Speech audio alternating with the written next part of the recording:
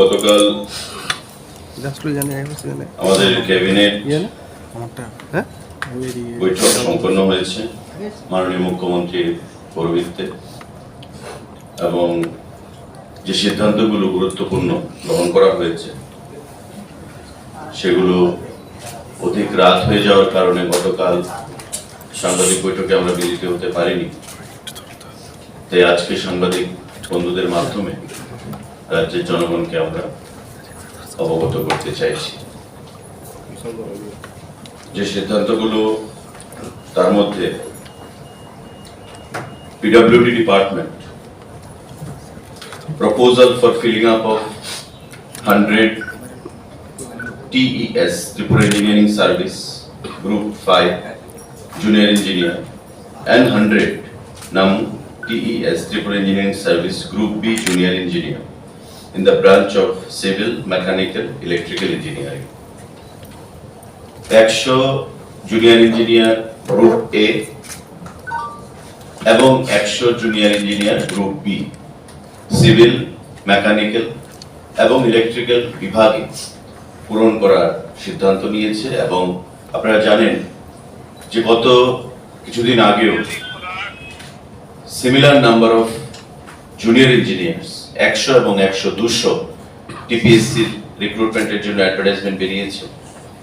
সেই অ্যাডভার্টাইজমেন্ট যে নাম্বার সেটা হচ্ছে 16/2022 for filling up of the post of junior engineers group 8 243.99 crore 243.99 crore in terms of money.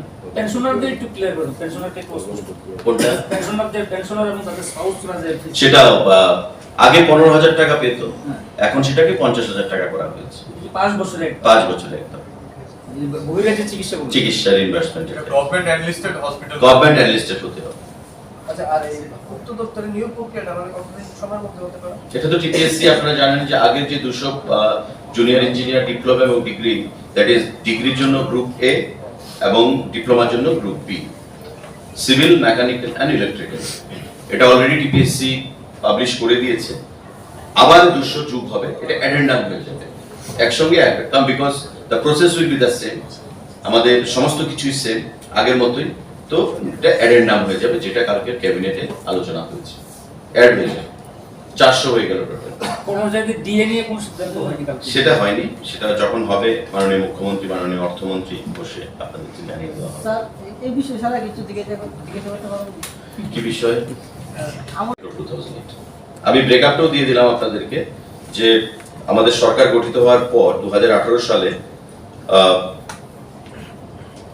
দুবার বছরে ক্রয় করা হয়েছে, 2 টাইমস, 17 টাকা 50 প্রথম বছর, দ্যাট ইজ 2018, 2019-20 18 টাকা 15 করে, 20-21 18 টাকা 68 পয়সা করে, 21-22 19 টাকা 40 করে, এবং আমাদের এইবার 22-23 সেটা 20 টাকা 40 পয়সা করে। আপনার ইন টার্মস অফ কোয়ান্টাম যদি আমরা এমটিতে হিসাব করি তবে 18-19-এ 10,405 এমটি আমাদের প্রথম সিজনে, দ্বিতীয় সিজনে 16,870 এমটি, 19-20-তে প্রথম সিজনে 12,891 এমটি, দ্বিতীয় সিজনে 8,553 এমটি, 2021-20-21-এ প্রথম সিজনে 11,265 এমটি, দ্বিতীয় সিজনে 12,975 এমটি, 21-22-এ প্রথম সিজনে আমাদের 31,248 এমটি, এবং দ্বিতীয় সিজনে সেকেন্ড ক্রপে 26,595 এমটি। এবার 35,000 এমটি সেখানে ধার্য মাত্রা রাখা হয়েছে, কেনা হবে, সেটা বাড়তে পারে। এবং ইন টার্মস অফ টাকাতে, মানে যদি আমি মনিটারি ইয়েতে আমি কনভার্ট করি, সেটা টোটাল এক্সপেন্ডিচার হবে 87.03 crore টেন্টেটিভ। তার আগেও যেটা হয়েছে আপনাদের সেটা ফিগারও রয়েছে আমাদের কাছে, টোটাল হচ্ছে 1.31 লাখ এমটি ক্যাবিনেট মিটিং এ সেখানে গ্রহণ করা হয়েছে। যদি সাংবাদিক বন্ধুদের কোনো প্রশ্ন থাকে তবে আপনারা সেটা করতে পারেন। স্যার, কবে নাগাদ থেকে যাত্রা শুরু করতে পারে টেকনো ইউনিভার্সিটি? সেটা ক্যাবিনেট সিদ্ধান্ত নিয়েছে, এখন ডিপার্টমেন্ট থেকে নোটিফিকেশন বের হবে এবং স্বাভাবিকভাবেই রাজ্য সরকারের সঙ্গে টেকনো ইন্ডিয়া গ্রুপের সেখানে মৌস্বাক্ষরিত হবে টার্মস এন্ড কন্ডিশনের উপর ভর করে। খুব শীঘ্রই সেটা যাত্রাপথ শুরু করবে। ইউনিভার্সিটির জন্য এই বিধানসভার অনুমোদন লাগবে। এবং এই রাজ্যে আপনারা জানেন আমাদের ত্রিপুরা সেন্ট্রাল ইউনিভার্সিটি রয়েছে, এমবিবি ইউনিভার্সিটি রয়েছে, আমাদের ইকফা ইউনিভার্সিটি রয়েছে এবং এই যে টেকনো ইন্ডিয়া ইউনিভার্সিটি যারা অলরেডি আমাদের আগরতলার সন্নিকটে তাদের ক্যাম্পাস রয়েছে, সেখানে তারা তাদের ইউনিভার্সিটি তৈরি করবে। সেই মর্মে রাজ্যের হায়ার এডুকেশন ডিপার্টমেন্ট গতকাল সেই সিদ্ধান্ত গ্রহণ করেছে ক্যাবিনেট বৈঠকের মাধ্যমে। এবং এই যে কোর্সগুলো রয়েছে সেই কোর্সগুলো তারা ইউনিভার্সিটির মাধ্যমে পঠন পাঠন তাদের শুরু হবে যখন তারা যাত্রা শুরু করবে। আমাদের বাকি যে কলেজ ইউনিভার্সিটিগুলো রয়েছে সেই ইউনিভার্সিটির সঙ্গে পাল্লা দিয়ে রাজ্যের যারা একটা বিশাল সংখ্যায় ছাত্রছাত্রীরা যারা ইউনিভার্সিটিতে স্টাডিজ জন্য রাজ্যের বাইরে যেতে হয়, আজকে সেই জিনিসটা কিন্তু অনেকটাই কমে গেছে। আমাদের রাজ্যের পঠন পাঠনের ক্ষেত্রে উচ্চশিক্ষার জগতে একটা বিশাল ভূমিকা, সেখানে প্রশংসা তারা কুড়িয়েছে। সেই মর্মে নজর রেখে রাজ্য সরকার গতকাল ক্যাবিনেট বৈঠকে হায়ার এডুকেশন দপ্তরের আনিত এই যে প্রস্তাব সেটাকে গ্রহণ করেছে এবং ক্যাবিনেট সেটাকে পাস দিয়েছে যাতে টেকনো ইন্ডিয়া গ্রুপ তাদের এই রাজ্যে আমাদের তাদের ইউনিভার্সিটির যে যাত্রা সেটা শুরু করে এবং যে বিষয়গুলোর উপর তারা পঠন পাঠন করাবে সেই বিষয়গুলো আমরা আপনাদেরকে সেখানে উল্লেখ করলাম। ফিজিক্যাল টেস্ট রয়েছে, তারপর রিটেন টেস্ট এবং ইন্টারভিউ ভাইভা বসি তারা এই বোর্ডের মাধ্যমে সেটা গৃহীত হবে। তো আগামী দিনে এই ফায়ার সার্ভিসের যারা অ্যাসপিরেন্টসরা রয়েছেন আমি তাদেরকে আহ্বান জানাবো যে ওয়েবসাইটে সংবাদপত্রে তারা নজর রাখার জন্য যে কবে নাগাদ এই টেস্টের সূচি তৈরি হবে তার দপ্তরের সঙ্গে যোগাযোগ রাখার জন্য যারা রিটেন ফিজিক্যাল টেস্টে যারা কোয়ালিফাই করেছে। আমাদের ক্যাবিনেটে গতকাল যে সিদ্ধান্তগুলো হয়েছে তার মধ্যে আরেকটা গুরুত্বপূর্ণ সিদ্ধান্ত, proposal for setting up of the Techno India University in Tripura under education higher department, higher education দপ্তরের অধীনে। টেকনো ইন্ডিয়া আপনারা জানেন এ রাজ্যে উচ্চশিক্ষার জগতে একটা নাম সুনামের সঙ্গে কাজ করে চলেছে এবং হায়ার এডুকেশন দপ্তর গতকাল ক্যাবিনেটে অনুমোদন দিয়েছে যে এই টেকনো ইন্ডিয়া গ্রুপ তারা ইউনিভার্সিটি পথ চলা শুরু করবে। কি বিষয়ে তারা সেখানে ক্লাস করবে? Science, technology, medicine, management, dental science, nursing science, paramedical science, education, journalism and mass communication, law, commerce, hospitality and tourism studies, biotechnology, microbiology, genetics and pharmacy, agriculture and veterinary science, fine arts, performing arts and design, ayush, yoga, vocational programs, এমন বিভিন্ন ক্যাটাগরিতে সাবজেক্টের উপর এই university তারা certificate, diploma, post graduate diploma, bachelor degree, master degree, MPhil, PhD, post doctoral degrees and other higher academic studies সেখানে physical test সম্পন্ন করা হয়েছে এবং দপ্তর এবং ক্যাবিনেট গতকাল এই মর্মে সেখানে সিদ্ধান্ত গ্রহণ করা হয়েছে যে তাদের আমাদের রাজ্য সরকারের যে স্বচ্ছ নিয়োগ ট্রান্সপারেন্ট ওয়েতে যে প্রতি দপ্তরে নিয়োগ করা হচ্ছে তারই অঙ্গ হিসাবে একটা বোর্ড, জেআরবিটি টাইপ একটা বোর্ড সেখানে গঠন করা হয়েছে রিটেন টেস্টের জন্য। এবং আপনারা জানেন যে রিটেন টেস্ট হবে 85 মার্কসের, বরাবরের মতোই। ভাইভা বসি হবে 15 মার্কসের জন্য।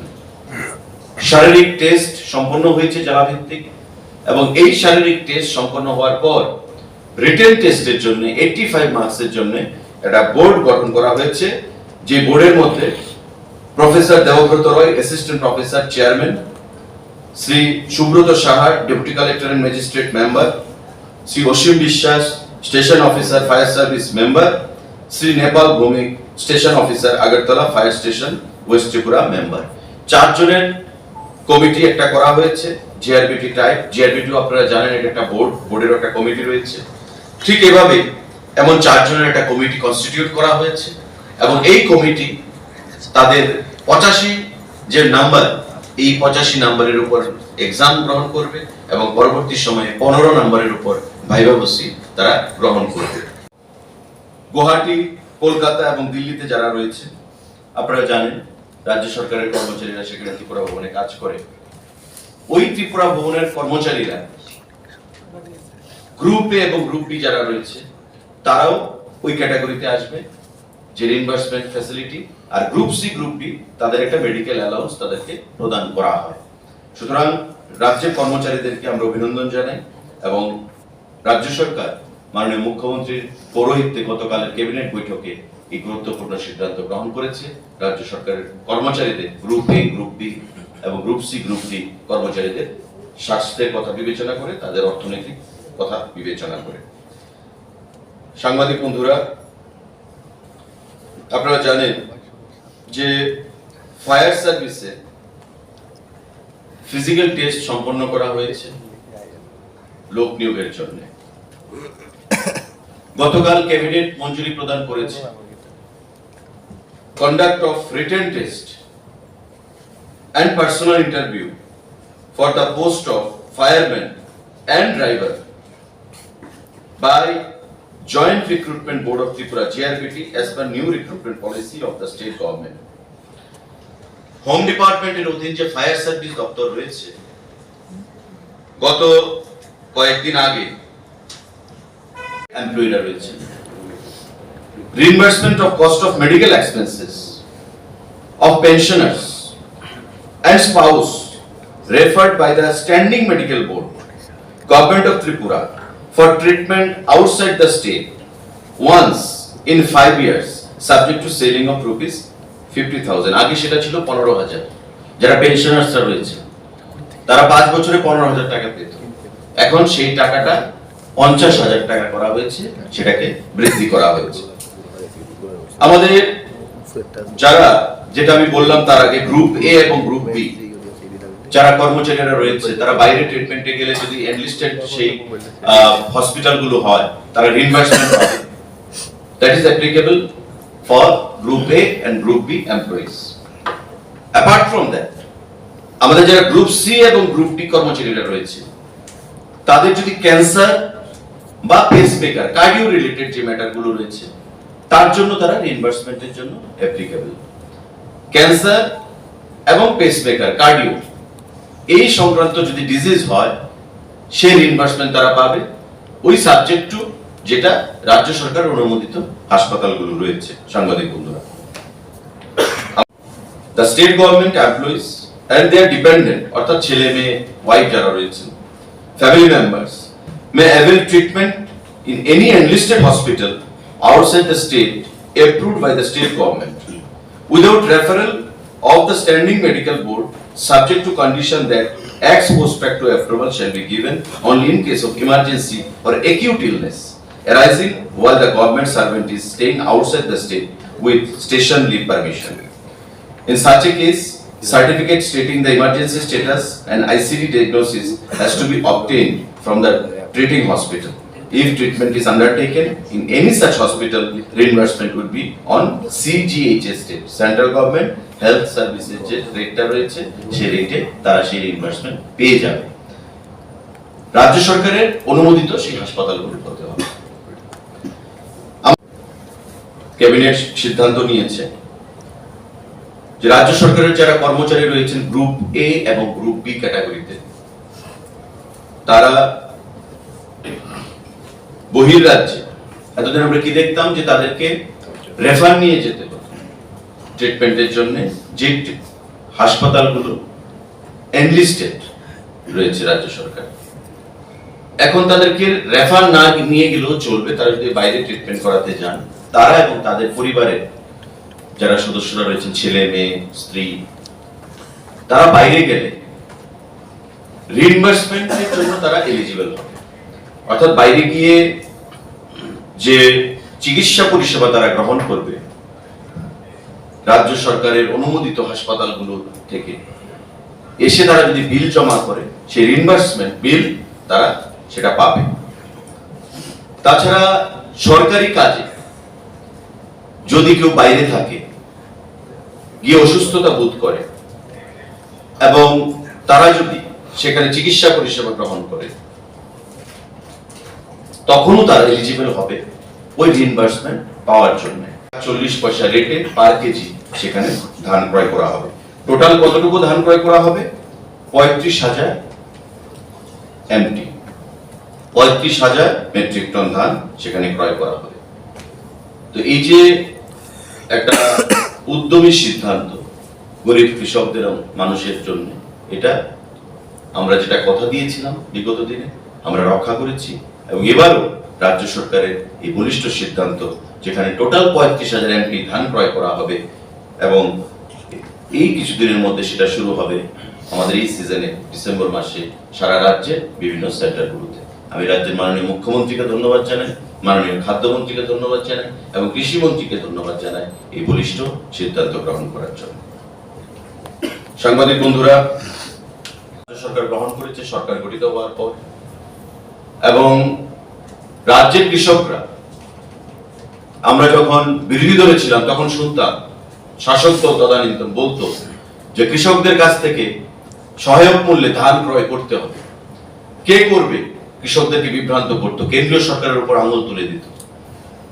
কিন্তু নিজস্ব সরকার থাকা সত্ত্বেও তারা কোনোদিন ইচ্ছা প্রকাশ করেনি যে উদ্যোগ গ্রহণ করার, কৃষকদের কাছ থেকে ধান ক্রয় করার। কেন্দ্রীয় সরকারের উপর তারা বরাবরের মতোই সেখানে আঙুল তুলত। আমাদের সরকার গঠিত হওয়ার পর আমরা সেটা প্রমাণ করেছি যে ইচ্ছা থাকতে হবে তবেই উপায় করা সম্ভব।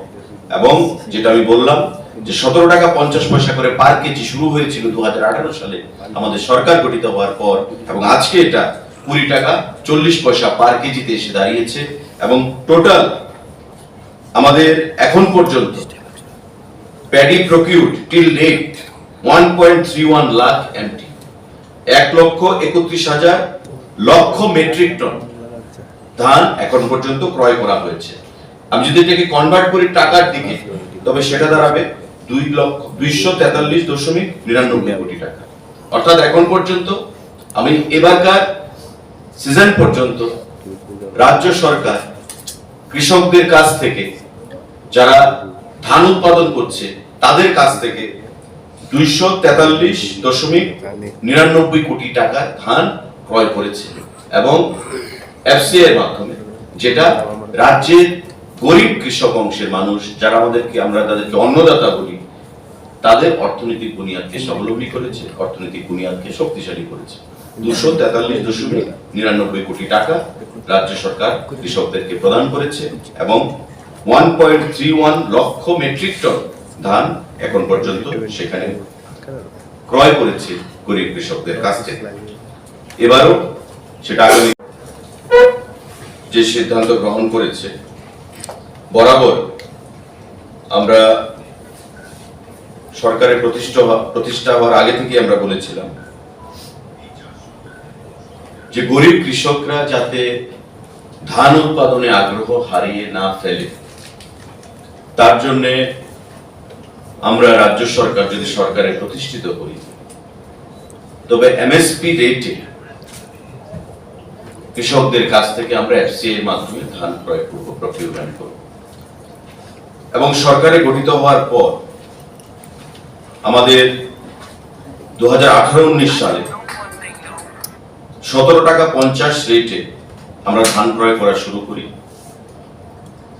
18-19 এর পর বছরে দুবার, রবি এবং খারিফ সিজন।